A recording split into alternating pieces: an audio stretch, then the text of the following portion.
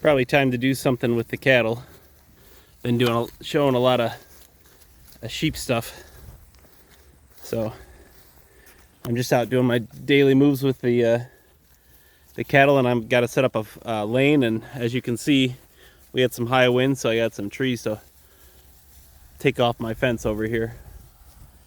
I've given this section of the pasture a ton of rest because it was absolutely, I really walloped it this spring, just trying to hold them still off of other pasture and really sacrificing this pasture's integrity. But as you can see, it's coming back well now.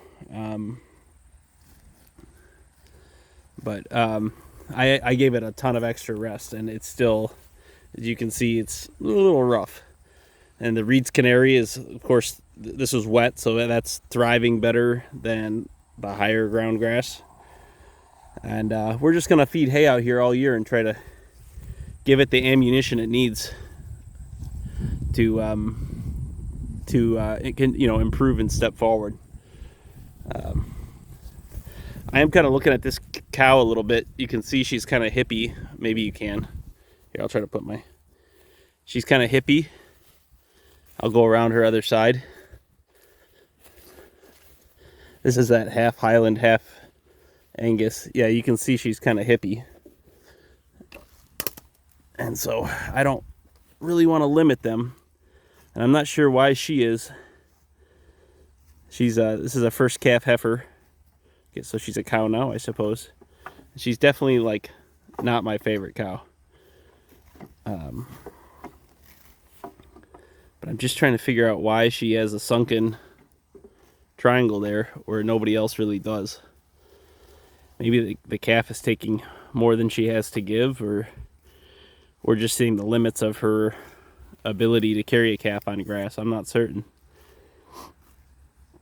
So you can see all the other ones went to the end of where I'm holding them, but she just put her head down and started chomping. So we'll see if she gets enough, and we'll just play, keep an eye on her and see what's going to happen.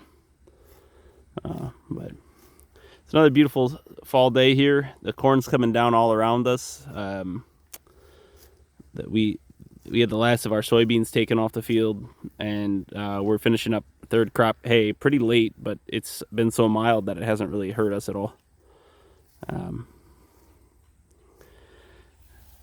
You can see I had a tree down, and this grass is growing so nice I can't even see some of the branches.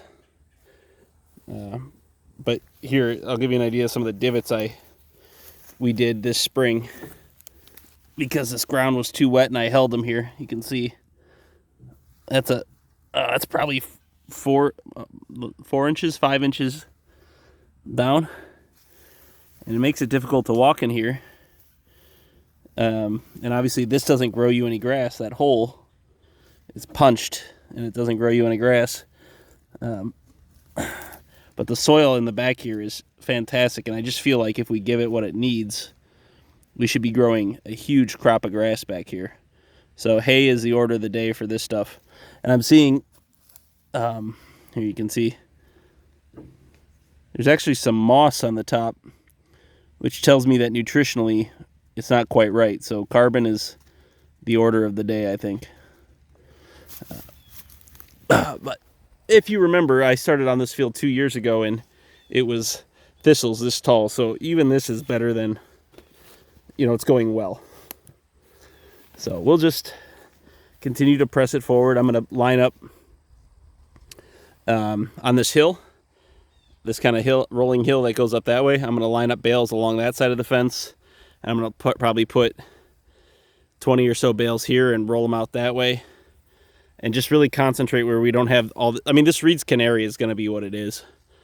That stuff is so dominant where it establishes in the low ground. It doesn't matter. So we're just going to play to improve. Sorry, I get my finger out of the way. The high ground up here so that it continues to produce more. And you can see they absolutely prefer the regular grass to the Reed's Canary.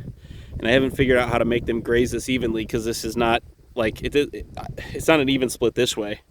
So as I'm marching through here, this stuff gets a little overgrazed sometimes, and that it gets only lightly grazed.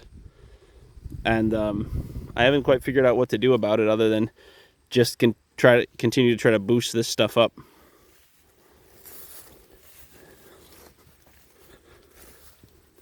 It's a unique pasture back here. It's a giant dog leg.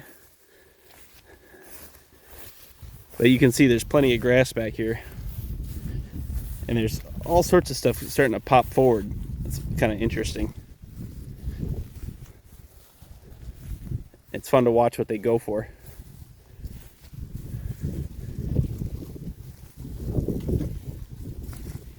So we have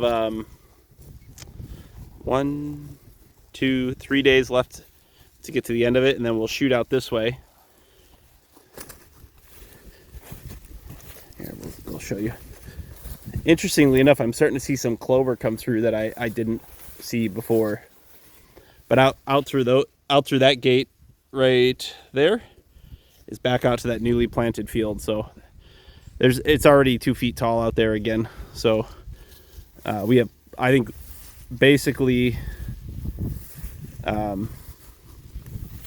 unless we get hit by an absolute wall of snow, we can graze well into December, because we just don't have the animals that we need, and we're working on that to add maybe 10 more adult animals, either bred or with a calf at their side. So we'll just see how that works out. Come on, Fatty. I gotta get and close the fence up. So anyway, I'm gonna set up the alley. We're gonna shoot the alley back to the water still, because I haven't figured out long-term water. It's on the list, folks, for next year is water line. And that'll be it for the chores for today. All right.